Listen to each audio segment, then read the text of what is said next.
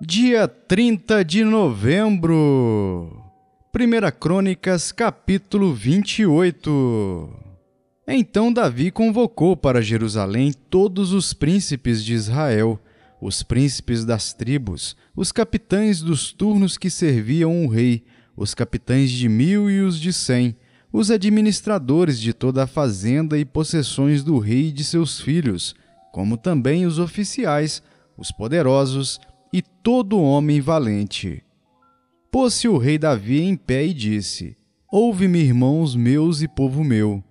Era meu propósito de coração edificar uma casa de repouso para a arca da aliança do Senhor e para o estrado dos pés do nosso Deus. E eu tinha feito o preparo para a edificar. Porém Deus me disse: Não edificarás casa ao meu nome, porque és homem de guerra e derramaste muito sangue. O Senhor Deus de Israel me escolheu de toda a casa de meu pai, para que eternamente fosse eu rei sobre Israel. Porque a Judá escolheu por príncipe, e a casa de meu pai na casa de Judá. E entre os filhos de meu pai se agradou de mim para me fazer rei sobre todo o Israel. E de todos os meus filhos, porque muitos filhos me deu o Senhor, escolheu ele a Salomão, para se assentar no trono do reino do Senhor sobre Israel. E me disse: Teu filho Salomão é quem edificará a minha casa e os meus átrios, porque eu o escolhi para filho e eu lhe serei por pai. Estabelecerei o seu reino para sempre, se perseverar ele em cumprir os meus mandamentos e os meus juízos, como até o dia de hoje. Agora, pois, perante todo o Israel, a congregação do Senhor e perante o nosso Deus, que me ouve, eu vos digo: guardai todos os mandamentos do Senhor vosso Deus, e empenhai-vos por eles, para que possuais esta boa terra e a deixeis como herança a vossos filhos para sempre. Tu, meu filho Salomão, conhece o Deus de teu pai e serve-o de coração íntegro e alma voluntária, porque o Senhor esquadrinha todos os corações e penetra todos os desígnios do pensamento. Se o buscares, ele deixará achar-se por ti. Se o deixares, ele te rejeitará para sempre. Agora, pois, atende a tudo, porque o Senhor te escolheu para edificares casa para o santuário. Sê forte e faze a obra. Deu Davi a Salomão seu filho a planta do pórtico, com as suas casas, as suas tesourarias, os seus cenáculos e as suas câmaras interiores, como também da casa do propiciatório. Também a planta de tudo quanto tinha em mente com referência aos átrios da casa do Senhor, e a todas as câmaras em redor para os tesouros da casa de Deus e para os tesouros das coisas consagradas, e para os turnos dos sacerdotes e dos levitas, e para toda a obra do ministério da casa do Senhor, e para todos os utensílios para o serviço da casa do Senhor, especificando o peso do ouro para todos os utensílios de ouro de cada serviço. Também o peso da prata para todos os utensílios de prata de cada serviço. O peso para os candeeiros de ouro e suas lâmpadas de ouro, para cada candeeiro e suas lâmpadas segundo o uso de cada um. Também o peso do ouro para as mesas da proposição, para cada uma de por si. Como também a prata para as mesas de prata. Ouro puro para os garfos, para as bacias e para os copos. Para as taças de ouro, o devido peso a cada uma, como também para as taças de prata, a cada uma o seu peso. O peso do ouro refinado para o altar do incenso, como também, segundo a planta, o ouro para o carro dos querubins que haviam de estender as asas e cobrir a arca da aliança do Senhor. Tudo isto disse Davi, me foi dado por escrito por mandado do Senhor, a saber, todas as obras desta planta. Disse Davi a Salomão seu filho: Sê forte e corajoso e faze a obra. Não temas, nem te desanimes, porque o Senhor Deus, meu Deus, há de ser contigo. Não te deixará, nem te desamparará, até que acabes todas as obras para o serviço da casa do Senhor. Eis aí os turnos dos sacerdotes e dos levitas para todo o serviço da casa de Deus. Também se acham contigo, para toda obra, voluntários com sabedoria de toda espécie, para cada serviço. Como também os príncipes e todo o povo estarão inteiramente às tuas ordens. 2 Pedro, capítulo 2. Assim como no meio do povo surgiram falsos profetas, assim também haverá entre vós falsos mestres, os quais introduzirão dissimuladamente heresias destruidoras, até o ponto de renegarem o soberano Senhor que os resgatou, trazendo sobre si mesmos repentina destruição. E muitos seguirão as suas práticas libertinas, e por causa deles será infamado o caminho da verdade.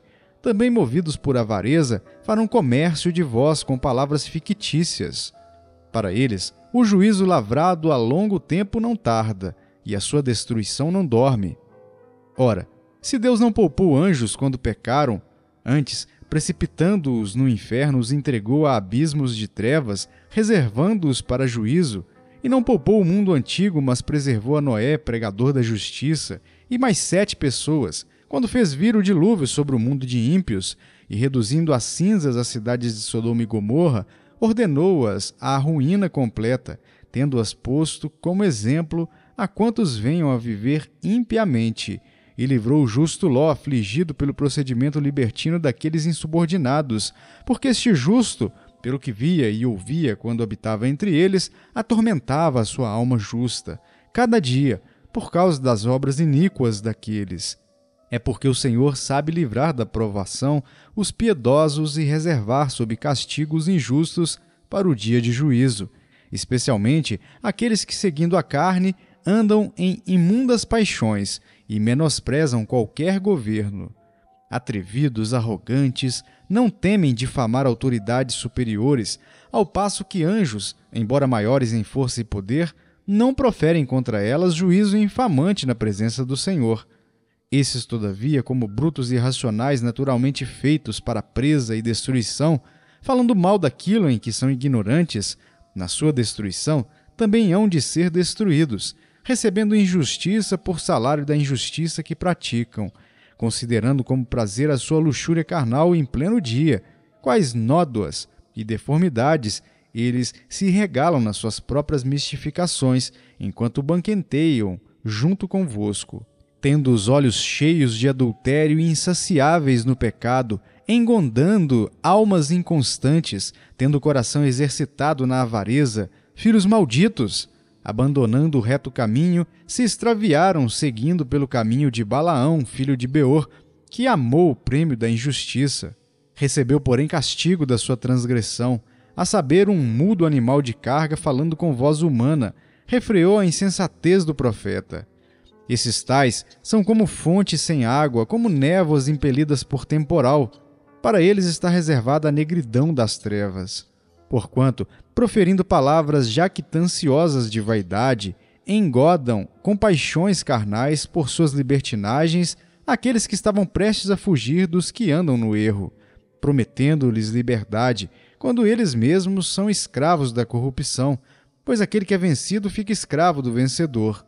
Portanto, se depois de terem escapado das contaminações do mundo mediante o conhecimento do Senhor e Salvador Jesus Cristo, se deixam enredar de novo e são vencidos, tornou-se o seu último estado pior que o primeiro, pois melhor lhes fora nunca tivessem conhecido o caminho da justiça do que após conhecê-lo volverem para trás, apartando-se do santo mandamento que lhes fora dado. Com eles aconteceu o que diz certo adágio verdadeiro: o cão voltou ao seu próprio vômito, e a porca lavada voltou a revolver-se no lamaçal. Miqueias capítulo 5. Agora ajunta-te em tropas, ó filha de tropas, por se há sítio contra nós, ferirão com a vara a face do juiz de Israel. E tu, Belém Efrata, pequena demais para figurar como grupo de milhares de Judá, de ti me sairá o que há de reinar em Israel, e cujas origens são desde os tempos antigos, desde os dias da eternidade. Portanto, o Senhor os entregará até o tempo em que a que está em dor estiver dado à luz. Então, o restante de seus irmãos voltará aos filhos de Israel. Ele se manterá firme e apacentará o povo na força do Senhor, na majestade do nome do Senhor seu Deus.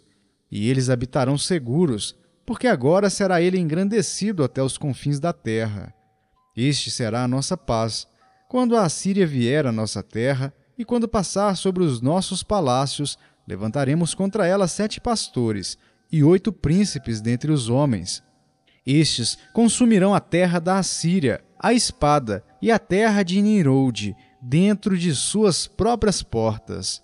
Assim, nos livrará da Assíria quando esta vier à nossa terra e pisar os nossos limites. O restante de Jacó estará no meio de muitos povos, como orvalho do Senhor, como chuvisco sobre a erva, que não espera pelo homem, nem depende dos filhos de homens. O restante de Jacó estará entre as nações, no meio de muitos povos, como um leão entre os animais das selvas, como um leãozinho entre os rebanhos de ovelhas, o qual, se passar, as pisará e despedaçará, sem que haja quem as livre. A tua mão se exaltará sobre os teus adversários, e todos os teus inimigos serão eliminados. E sucederá naquele dia, diz o Senhor, que eu eliminarei do meio de ti os teus cavalos, e destruirei os teus carros de guerra. Destruirei as cidades da tua terra, e deitarei abaixo todas as tuas fortalezas. Eliminarei as feitiçarias das tuas mãos, e não terás adivinhadores. Do meio de ti eliminarei as tuas imagens de escultura e as tuas colunas, e tu já não te inclinarás diante da obra das tuas mãos. Eliminarei do meio de ti os teus postes ídolos, e destruirei as tuas cidades. Com ira e furor, tomarei vingança sobre as nações que não me obedeceram. Lucas capítulo 14. Aconteceu que, ao entrar ele num sábado na casa de um dos principais fariseus para comer pão, eis que o estavam observando. Ora, diante dele se achava um homem hidrópico. Então Jesus, dirigindo-se aos intérpretes da lei e aos fariseus, perguntou-lhes: é ou não é lícito curar no sábado? Eles, porém, nada disseram, e tomando-o, o curou e o despediu.